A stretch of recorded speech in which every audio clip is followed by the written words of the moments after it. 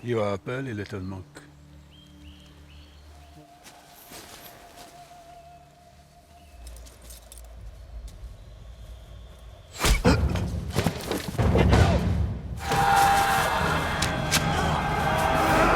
The story kicks off in 55 AD in the town of Cappadia, where an elderly man, Saint Mathias, is dragged through the streets by a mob.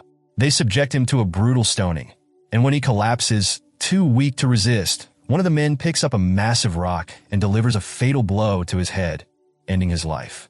Fast forward centuries later to 129 AD, Christianity has taken over Europe, and the Crusades are in full swing to reclaim Jerusalem. Meanwhile, in Ireland, deep within its wilderness, a sacred relic is safeguarded in a secluded monastery. At the monastery, a young monk named Diarmuid has taken in a mysterious mute man who was found washed ashore. Since the man has never spoken since his arrival, the monks simply call him the Mute. Over time, he has not only become Diarmuid's companion, but also the monastery's protector. One day, as Diarmuid and the Mute stand on a hill near the monastery, they spot 3 horsemen approaching. Alarmed, Diarmuid rushes back to inform the other monks about the arrival of these unexpected guests. Leading the knights is a French Cistercian monk, Brother Giraldus, who meets with the abbot and reveals his mission.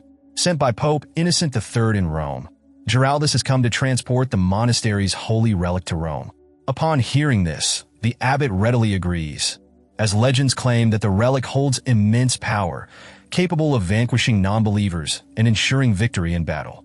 It is said to unleash divine wrath upon enemies, making it a prized asset for the upcoming Crusades. Without delay, the monks retrieve a golden chest containing the relic from a hidden pit near the monastery. The abbot then selects 5 monks, Diarmuid, the Mute, and 3 others named Kieran, Cathal, and Rua, to accompany Giraldus on his sacred mission to Rome. Wasting no time, the group prepares to transport the relic, loading it onto a wooden cart before setting off on their long journey. As they travel across vast grasslands, dark clouds gather in the sky, and suddenly, the cart carrying the relic becomes unnaturally heavy, refusing to budge. The monks try to push it forward, but a sudden bolt of lightning strikes the golden chest, sending sparks flying and causing a brief moment of panic. Once the flames are extinguished, Kieran attempts to touch the chest but recoils in pain. It's scorching hot. At the same time, rain starts pouring, forcing the group to press forward in search of shelter. As night falls, they decide to stop and build a campfire. While resting, they share stories about the relic's past. According to legend, Vikings once attempted to steal it, drawn by its rumored power. They attacked the monastery under the cover of night, slaughtering monks in their sleep before making off with the relic.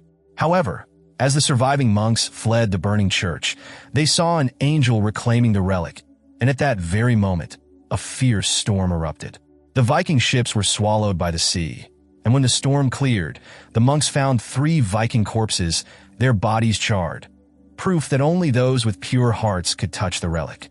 Hearing this tale, Kieran glances at his burnt hand, troubled by the thought that the relic might have rejected him.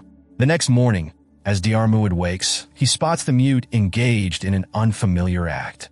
He also notices an enormous cross tattoo covering the Mute's back, partially hidden by old scars. As the sun rises, Giraldus leads the group onward.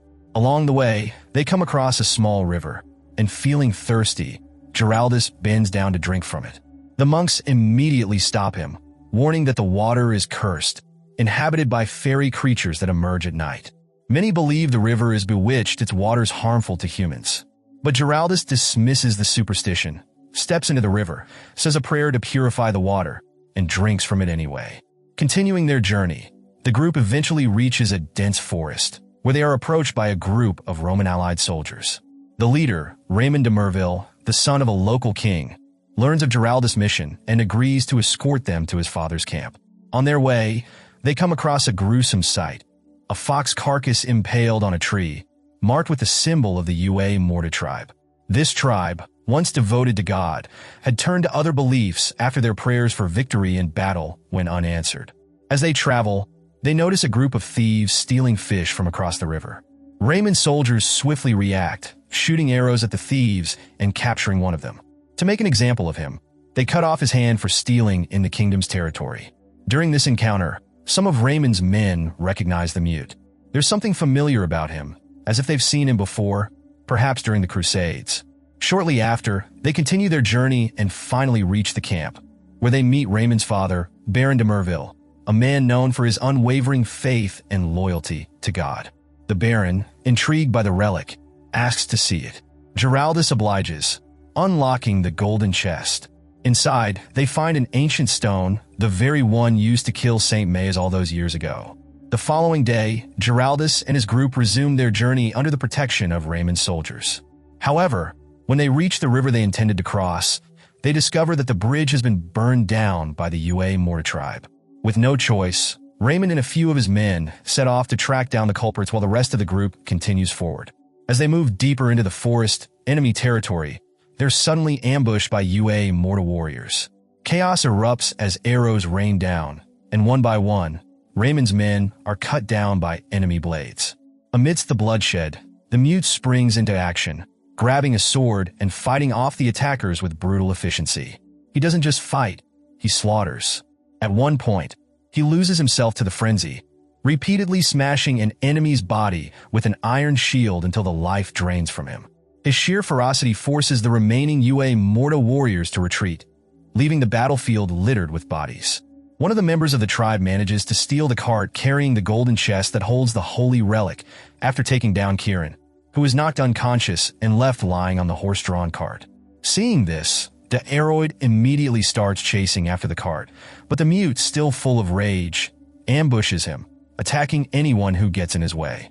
To stop the mute's rampage, the Aeroid does his best to bring him back to his senses, eventually succeeding. After the ambush, the Aeroid, the mute, and the remaining Cathal agree to get the holy relic back and rescue Kieran from the Morta tribe. Giraldus gives the mute a sword and asks him to help track the stolen cart. Without wasting time, the group begins following the trail left behind by the cart. Soon, the mute spots a member of the Morta tribe and kills him. After traveling for a while, they finally reach the Morta settlement. Seeing how many enemies they're up against, they decide to hide and plan to rescue Kieran and retrieve the holy relic once night falls. When night comes, the Aeroid and the others sneak through the darkness towards Kieran, who is tied up. When they get close, Kieran warns them to leave, explaining that he threw the holy stone away before he was captured. Just as they try to free him, they hear someone approaching and quickly hide. To their surprise, Raymond and his soldiers arrive to meet the leader of the Morta tribe. During their conversation, it comes out that Raymond and the tribe have been working together. Raymond wants the holy stone, while the tribe is after the golden chest that holds the stone. Unfortunately, when they check the chest, it's found empty. Raymond, furious, interrogates Kieran, demanding to know where the holy stone is.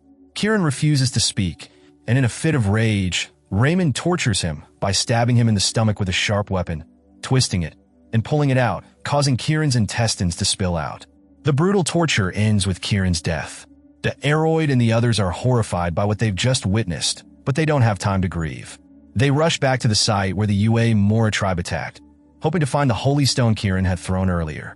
Using a torch, they manage to locate it.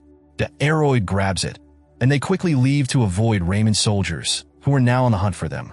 The next day, while resting, Cathal starts to lose hope, feeling like he won't survive Raymond's pursuit. Just then, they hear the sound of trumpets.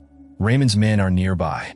The Aeroid and the others scramble to leave, feeling cornered. They notice a thick fog at the bottom of a hill and decide to hide in it. As they reach the base of the hill, they realize they've wandered into a swamp. Desperately, they hurried across it to avoid Raymond's troops, who briefly spot them and try to track them down. In the chaos, Giraldus shouts out, causing Raymond's men to pinpoint his location and fire arrows in his direction. Luckily, Giraldus narrowly avoids being hit and sneaks away to another hiding spot. In a desperate move, the Aeroid takes the holy stone and walks into the swamp, hoping for some sort of miracle. To their surprise, they encounter two men with a boat on the other side. With no other choice, Giraldus pays the boatmen to take them away. They follow the river until they reach the sea, but because the tide is out, they have to wait until nightfall to continue their journey. Just as they're about to put their plan into action, Raymond's horsemen arrive at the beach. Panicking, they push the boat into the sea. Giraldus tells the mute to hold off Raymond's men to protect the holy relic. He promises that if the mute succeeds, all his sins from the Crusades will be forgiven. Eager for redemption, The mute walks alone to the shore, ready to face Raymond and his forces. Meanwhile, Giraldus and the others are still trying to push the boat out into the sea. Suddenly, Raymond's troops fire arrows, killing one of the boatmen. The mute, using his combat experience from the Crusades, starts fighting Raymond's soldiers. He takes them down quickly, but Raymond himself steps in to face him with a mace. The mute struggles to hold his ground, and eventually, Raymond overpowers him, stabbing him in the abdomen with a sharp weapon. In a final act of defiance, the mute bites Raymond's neck, leading to both of their deaths. In the last moments of the film, Cathal, who had been struck by an arrow earlier, dies and falls into the sea. Meanwhile, Giraldus decides to throw the holy relic into the sea, believing it will only cause more bloodshed and violence. He sinks to the bottom of the sea with the stone, and the surviving boatmen ask the Aeroid where they should go. The Aeroid doesn't answer, leaving the fate of their journey uncertain.